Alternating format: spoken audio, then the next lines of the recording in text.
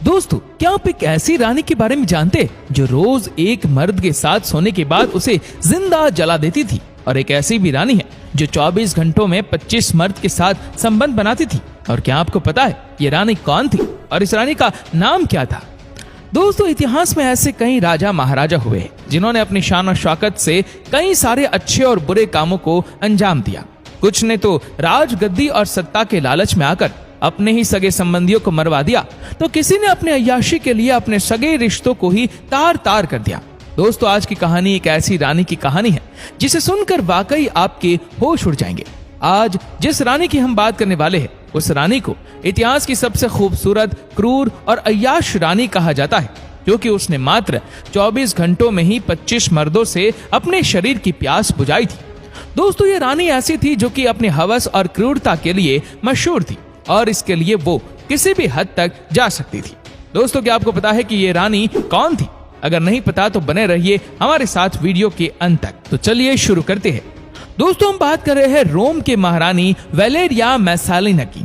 अगर आपने वैलेरिया मैसालिना के बारे में पढ़ा है तो फिर आपको इनके बारे में जरूर पता होगा कि वैलेरिया कितनी क्रूर और कामुक्त थी।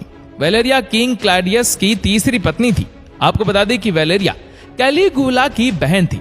बचपन में कैलिगुला ही वैलेरिया को पाला पोसा। कैलिगुला के बारे में तो आप सभी जानते होंगे कि कैलिगुला की गिनती इतिहास के सबसे क्रूर शासकों में होती है और यही सारे गुण वैलेरिया के अंदर भी भरे हुए थे। दोस्तों, वैलेरिया बचपन से ही काफी सुंदर थी। उसकी सुंदरता का आलम यह था कि उसके ऊपर जिस भी मर्द की नजर पड़ती थी वह उसे देखते ही रह जाता था। दोस्तों, जब किंग क्लॉडियस की दूसरी पत्नी की मृत्यु हो गई तो क्लॉडियस उदास रहने लगे थे। तभी एक दिन उन्होंने वैलेरिया को देखा और वैलेरिया को देखते ही क्लॉडियस उनकी सुंदरता पर मोहित हो गए। वैलेरिया की सुंदरता से मोहित होने के बाद उन्होंने वैलेरिया से शादी करने की सोची और क्लॉडियस ने वैलेरिया के भाई कैलिगुला के पास वैलेरिया की शादी के लिए प्रस्ताव भेजा। कैलिगुला ने अपनी बहन की शादी क्लॉडियस से कराने को रजामंदी दे दी, लेकिन वैलेरिया क्लॉडियस से शादी नहीं करना चाहती थी क्योंकि उसका पहले से ही एक प्रेमी था। लेकिन कुछ राजनीतिक कारणों के चलते उसे क्लॉडियस से शादी करनी पड़ी। दोस्तों, वैलेरिया एक बहुत ही कामुक रानी थी। क्लॉडियस और वैलेरिया की उम्र में काफी अंतर था, इसलिए शारीरिक इच्छाओं की पूर्ति न होने के कारण वह अपने महल के वेश्यालय में मर्दों से अपनी इच्छाओं को पूरा करने लगी थी। दोस्तों, वैलेरिया के हवस का अंदाजा आप इसी बात से लगा सकते हैं कि उसने रोम की सबसे मशहूर वेश्या सेसेला को इस काम में हरा दिया था। दोस्तों, असल में रोम में उस समय हर साल एक मुकाबले का आयोजन होता था। इस मुकाबले में रोम की जो महिला 24 घंटे में सबसे ज्यादा मर्दों के साथ संबंध बनाती थी उसे रोम की सबसे बड़ी वेश्या कहा जाता था और उसे इनाम भी दिया जाता था।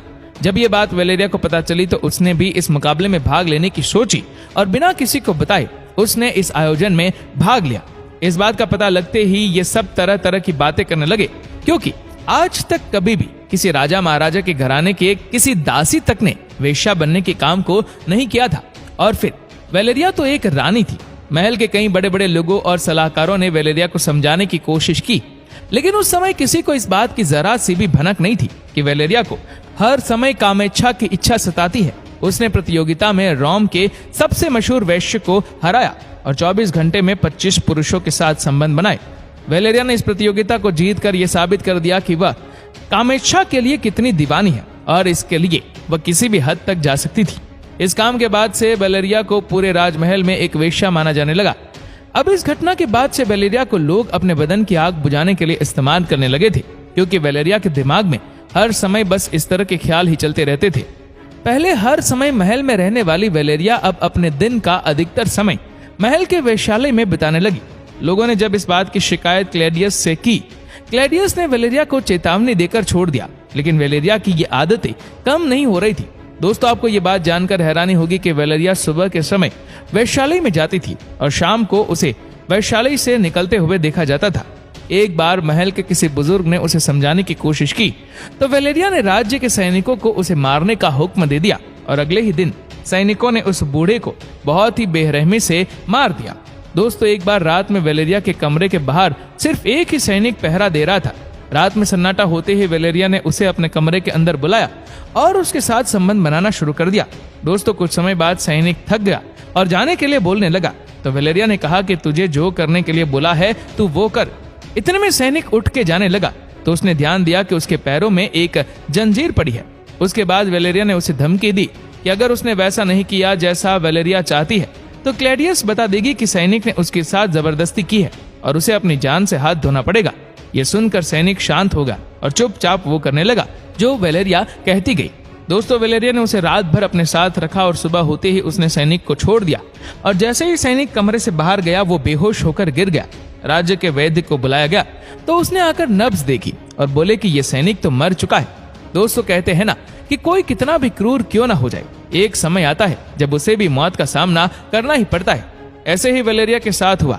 एक दिन वेलेरिया के पति ने उसे तंग आकर एक सैनिक को उसके पास भेजा और कहा कि जैसे ही वेलेरिया तुमसे कुछ भी कहे तुम तलवार से उसका सिर धड़ से अलग कर देना।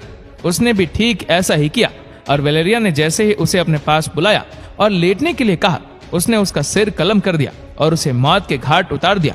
और इस तरह वेलेरिया के इन गंदे कामों से रोम को छुटकारा मिला।